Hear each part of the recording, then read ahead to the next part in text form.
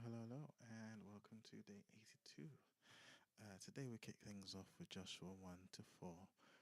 Moses has died, Joshua's taken over, and yeah, he's about to kick things off. So, Joshua, this first thing is spoke to me, not spoke to me, but it was interesting to see. Um, God speaks directly to Joshua. Moses, my servant, is dead. Therefore, the time has come for you to lead this people, the Israelites, across the Jordan River. Um, and it stood out to me because it's reminiscent of how God would re-establish His covenant with each individual. So when it was from Abraham, Isaac, Jacob, God had interactions with them, so that it was God of Abraham, God of Isaac, God of Jacob, specifically. And after Jacob, we don't see that per se with Joseph and his brothers, right? We do see that Joseph is committed and faithful, but if I'm not mistaken, there's no direct sort of interaction with him outside of the dreams and the answered prayers and the preservation. And Joseph obviously knew that God was with him, but there wasn't this sort of re-establishing of a promise with Joseph until Moses, who had an individual interaction with God, and then now Joshua, who's picking up after Moses.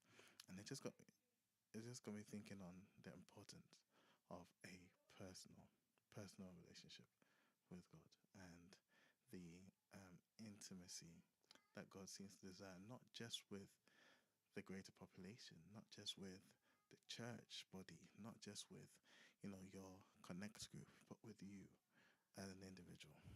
Um, and so he speaks to Joshua, tells him to study this book of instruction. Now, obviously, that was the Pentateuch as presented, Moses' books, but I think it's still applicable today. We should be meditating on the word day and night. That's why I've been trying to read every single day. Um, and Joshua rallied to people. He goes to grab Reuben, Gad, and Manasseh, who have got their land, but who had promised that they will send their men when they're ready to cross, and they won't leave Israel, the rest of Israel, to fight for themselves. So goes to grab them, and they're ready to go. Interestingly, Moses sent out 12, right? One from each tribe, when he initially sent the spies to go and check out the land. Joshua, and we found out after the fact that this was suggested to him and seemed a good idea. Of course, it was a good idea. Doing any sort of reconnaissance is a good idea. That's why, literally, it's a position in a platoon. Someone going to do recce, some reconnaissance and gain information.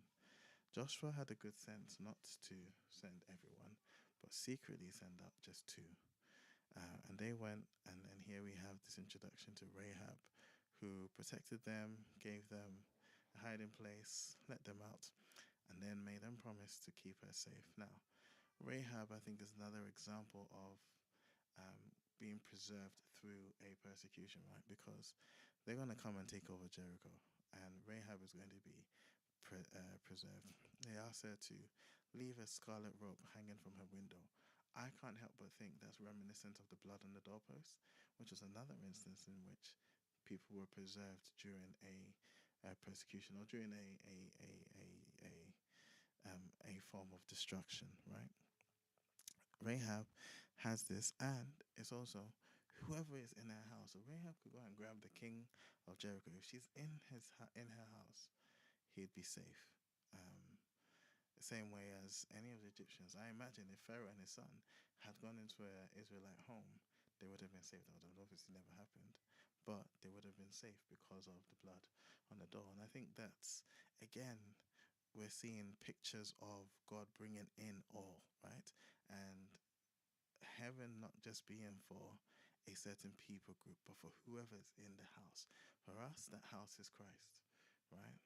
For us, that the blood on the door post is Christ's blood, and anyone inside, so long as we're inside, are saved, not by virtue of your creed, your culture, your skin color, or anything. I just finished reading Alex Cross's trial, which was like it's an interesting departure from the sort of detective. It's the story from his somewhere in his ancestry, back in like segregation. You know, just following the abolition of slavery in Mississippi. It follows like the story of some lynchings and stuff that were still going on. They had the segregation, the white only stuff, and this idea that was going around at the time that wasn't just exclusive to America.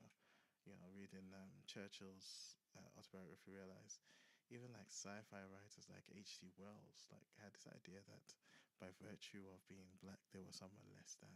Anyway, this really bad perversion of Christianity that made it seem like white was closer to God and black was less than human. It's just not true.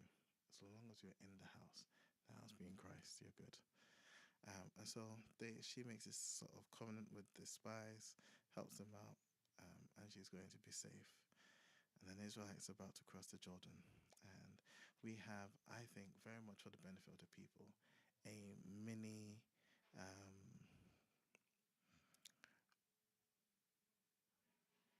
redo of God stopping the sea so they can cross over dry land. He instructs the Levites to go forward.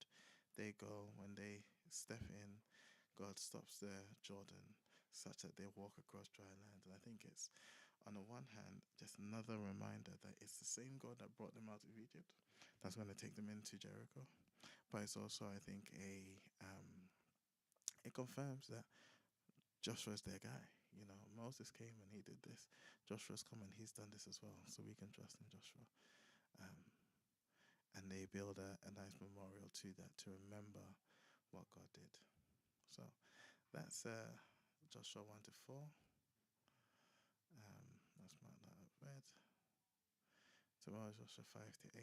And God willing, I'll be here.